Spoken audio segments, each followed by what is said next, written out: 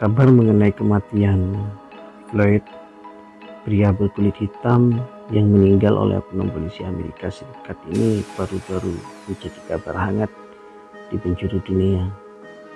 Meskipun beritanya tak seluas info penyebaran pandemi, namun kasus ini bisa berbuntut panjang dan memiliki efek yang cukup besar dalam kehidupan masyarakat, sebab persoalan ini kemudian dikaitkan dengan rasialisme.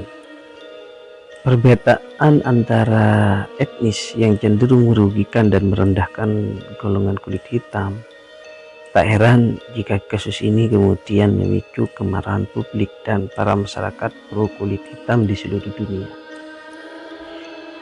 Kasus kematian Floyd bermula dari penangkapan dirinya oleh oknum polisi. Ia ditangkap karena diduga melakukan transaksi dengan uang palsu. Polisi menangkapnya dengan memborgol kedua tangan Floyd dan menjatuhkannya ke aspal. Nah,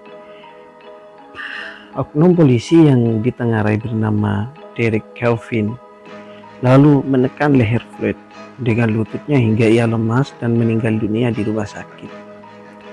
Akibat dari kasus kematian Floyd tersebut, banyak warga turun ke jalan dan bentrok dengan polisi sehingga terjadi penjarahan dan merusak fasilitas publik, termasuk mobil polisi setempat di berbagai kota di Amerika Serikat. Perselisihan antara warga kulit putih dan kulit hitam sebenarnya bukan fenomena baru atau kasus baru. Hal ini sudah mengakar dan memiliki sejarah kelam.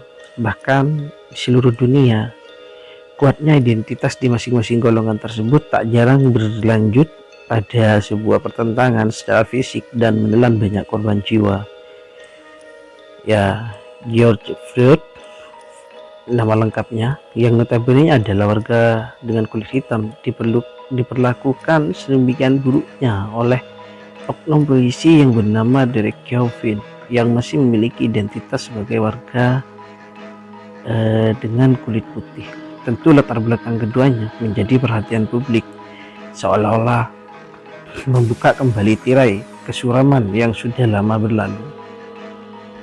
Meskipun tidak diketahui motif oknum polisi melakukan tindakan kejam tersebut, namun latar belakang identitas yang cukup kuat bisa langsung memberikan justifikasi sesuai identitasnya masing-masing. Antara golongan kulit hitam dan kulit putih, serta tak menutup kemungkinan tragedi apartheid di Afrika Selatan bisa berulang kembali. Pada dasarnya, manusia memang memiliki kecenderungan ya dalam mengenal atau menciptakan suatu identitas tunggal yang melekat pada diri seseorang tanpa pernah memikirkan bahwa setiap manusia hidup dengan berbagai identitas pada dirinya dan orang lain, mulai yang kecil hingga konteks yang paling besar. Nah, ditinjau dalam ilmu psikologi sosial, manusia itu cenderung melakukan identifikasi sesuai kelompoknya masing-masing dengan membentuk in-group atau out-group. Identifikasi in-group terjadi karena dilandasi perasaan simpati, fanatik, dan menganggapnya dirinya menjadi bagian dari kelompok yang dimilikinya. Sebaliknya, identifikasi out-group bersumber dari perasaan berbeda dengan kelompok lain dan cenderung memunculkan dikotomi antar golongan. Nah, perlu diketahui, kedua klasifikasi ini cukup kuat tertanam pada masyarakat kulit hitam dan kulit putih. Masyarakat kulit hitam mengidentifikasi bahwa setiap orang yang memiliki kulit hitam maka ia menjadi bagian darinya. Sebaliknya, orang yang memiliki kulit putih cenderung diidentifikasi sebagai kelompok di luar dirinya atau kelompok outgroup yang berpotensi untuk dimusuhi. Klasifikasi seperti ini juga rentan terjadi pada golongan kulit putih dan berbagai kelompok-kelompok lainnya. Nah, tentu saja Lily Wery dalam bukunya Prasangka dan Konflik mengemukakan bahwa rasisme umumnya terbagi menjadi dua, yakni secara individu dan secara konstitusional. Secara individu, kerap kali datang dari segelintir masyarakat terhadap ras lain.